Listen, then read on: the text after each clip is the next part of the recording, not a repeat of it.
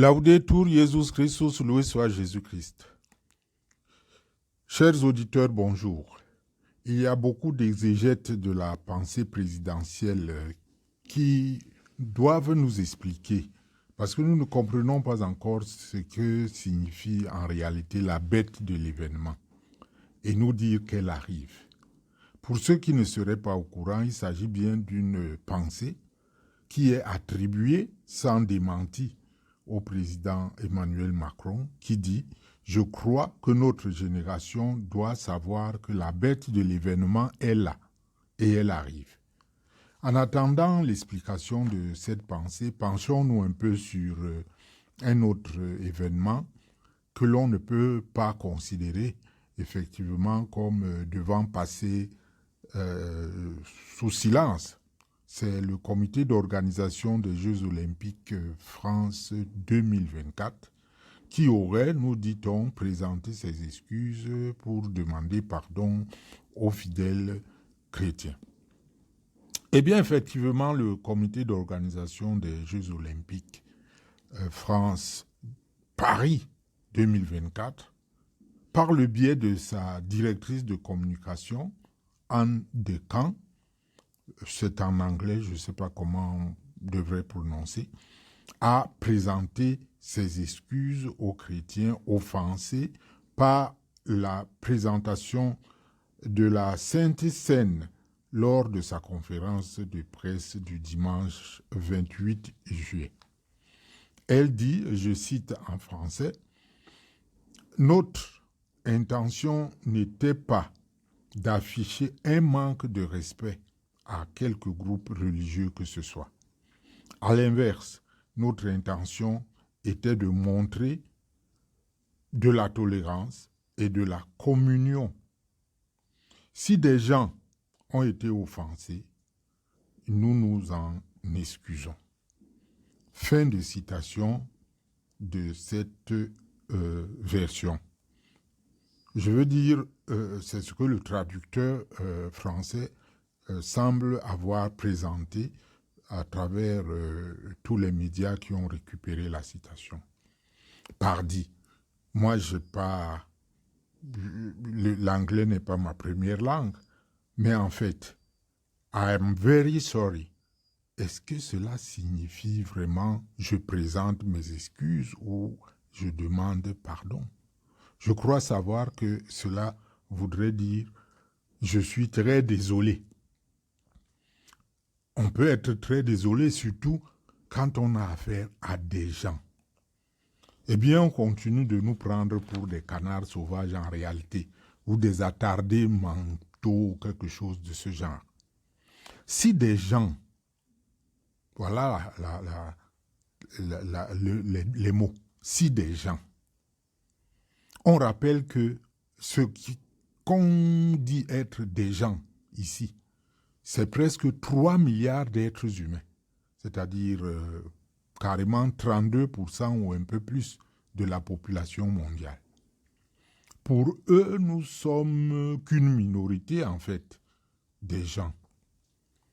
En plus, l'utilisation du conditionnel signifie qu'il s'agit d'une rumeur, on n'est même pas sûr. Rien n'est officiel. Si, comme d'habitude, ils savent que ça va passer. On va peut-être ronronner quelques jours et puis ça va passer. Eh bien, cette fois-ci, il y a erreur. Quand nous voyons la mobilisation qui est en train de se lever, elle ne fait que naître.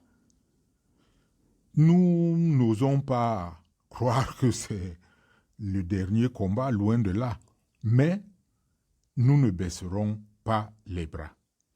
Il y a des offenses qui exigent une réparation, une pénitence avant la rémission. Pour une fois que les chrétiens vrais du monde entier se sentent blessés au cœur, nous devons laver cet honneur de notre Seigneur Jésus-Christ, notre Sauveur. Nous ne pouvons pas faire autrement. Pour une fois que nous sommes capables de laisser tomber nos guerres liturgiques, nos guerres linguistiques, nous n'allons pas laisser passer cette occasion. Nous connaissons déjà ceux qui se sont solidarisés de nous, il y en a.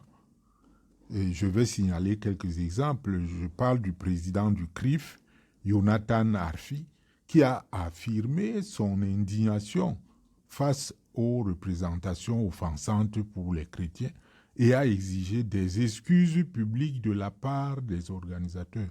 J'ai même l'impression que c'est plutôt en réponse à son indignation que la directrice de la communication du CIO a présenté, entre guillemets, sa désolation. Jean-Luc Mélenchon, le leader de la France insoumise, un athée devant l'Éternel depuis sa jeunesse, il a trouvé très audacieux ce qu'a fait Thomas Joly et il a trouvé aussi que c'était très courageux. Mais il a relativisé quand même ses appréciations en déclarant, s'agissant de lui-même, peut-être pas comme modèle, mais comme référence tout au moins, vous ne trouverez jamais dans mon travail une quelconque volonté de dénigrer qui que ce soit. Dois-je citer le candidat et ancien président américain? Tout le monde connaît ses déclarations de foi. Eh bien, M. Donald Trump s'est indigné. Et ça nous vient de l'agence France Presse. On ne pourrait pas dire que c'est des complotistes, l'agence France Presse. Ils ont utilisé ces termes. Je suis très ouvert d'esprit, dit Donald Trump, mais ce qu'ils ont fait, c'est une honte. Maintenant, je connais aussi à travers le monde, d'après un certain nombre de correspondances, que diverses prises de parole de fidèles et chefs religieux musulmans ont fait ont manifesté leur sympathie. Ils ont fait part de leur indignation face à ces actes-là. C'est peut-être pas des ayatollahs, mais ces fidèles et ces chefs religieux musulmans sont quand même à prendre au sérieux. Si nous autres, on ne nous prend pas au sérieux, eux, j'ai l'impression qu'on les prend plus au sérieux. En tout cas, désormais, il faut que ces choses changent. Aux chrétiens qui évoquent l'exigence évangélique du pardon, je voudrais leur dire qu'il ne s'agit pas ici d'un problème de pardon. Encore que personne n'a demandé pardon. C'est ce que je viens de vous montrer. Mais bon, ça, c'est pas le sujet.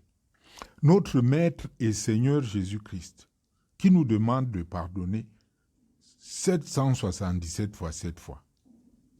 Il n'a pas dit aux vendeurs du temple, eh bien, chers vendeurs, je vous pardonne, continuez votre commerce. Non. Il a expulsé très violemment les vendeurs. Relisez, ne fût-ce que Matthieu 21. Il n'a pas traité non plus avec faveur les pharisiens. Tellement de passages le démontrent, dont l'un dans l'Évangile selon Matthieu chapitre 12 verset 34-35 est un exemple de violence en termes de parole. Il les traite de race de vipères et leur promet tout le mal proportionnel à leur méchanceté. Que dire de Saint Paul? Saint Paul, l'évangéliste des païens, qui dit clairement que soient excommuniés ceux qui blasphèment et que l'on s'éloigne des faux frères. Je ne sais pas si nous lisons souvent les mêmes Bibles. Parce qu'avec ces propos-là, je ne vois pas pourquoi on peut nous exhorter maintenant à pardonner. Il n'y a rien à pardonner. Saint Pierre encore, le chef du carré des apôtres. Saint Pierre lui-même, par un acte, je peux même dire difficilement compréhensible, parce que cet acte frise la peine capitale, eh bien, il dit que ceux qui se moquent de Dieu subiront la même peine. C'est l'épisode triste d'Ananie et Saphir dans le livre des Actes des Apôtres. C'est carrément la peine capitale. Mais dans notre cas, nous ne prononçons de peine capitale pour personne et nous n'allons même pas prôner une levée de bouclier. Mais nous parlons à nous-mêmes. Nous avons marre qu'on nous traite pour des moins que rien sous prétexte d'humilité de notre part. Nous avons marre qu'on utilise nos symboles les plus sacrés comme des serpillères, qu'on les récupère pour faire du commerce ou autre chose. Nous avons toujours été tolérants. Nous connaissons des peuples qui n'ont aucune sympathie avec le christianisme et qui sont passés champions dans la fabrication des crèches, des croix, des bougies et tout ce genre de choses. Nous n'avons jamais levé le moindre doigt. Ce n'est pas sous prétexte que c'est les impôts de tout le monde qui entretiennent les monuments de notre histoire commune que nous devons vivre la tête basse et qu'on puisse nous cracher au visage. Sans nous, finalement, il n'y aurait pas ces hauts lieux qui font de notre pays, la France, l'un des pays les plus beaux du monde. Il n'y aurait pas de Notre-Dame, il n'y aurait pas ces principales places qui ont été utilisées par les metteurs en scène de cette cérémonie pour se moquer de notre histoire commune. Alors, place à l'action. Que ceux qui dormaient se réveillent. N'oublions pas que le christianisme est la religion la plus persécutée du monde. Ceux qui doutent n'ont qu'à lancer les recherches, vous allez le voir. Nous sommes la proie facile. Nous devons ressusciter l'apologétique pour défendre notre foi. Nous devons réclamer haut et fort d'être considérés dans notre identité, dans ce monde où nous semblons être les seuls perdants de la laïcité. Les apôtres n'ont jamais baissé la tête. Eux, ils ont eu carrément la grâce du martyr, qui peut ne pas être la grâce la plus communément partagée. Nous ne vous demandons pas d'aller vous afficher devant les balles, mais nous disons qu'il est grand temps que nous puissions défendre notre foi, que nous soyons capables de justifier notre espérance. Il est temps que les laïcs quittent l'ombre de tout ce qui nous étouffe pour proclamer leur foi. Dans le respect, sans prosélytisme, rien que leur foi. Loué soit Jésus-Christ.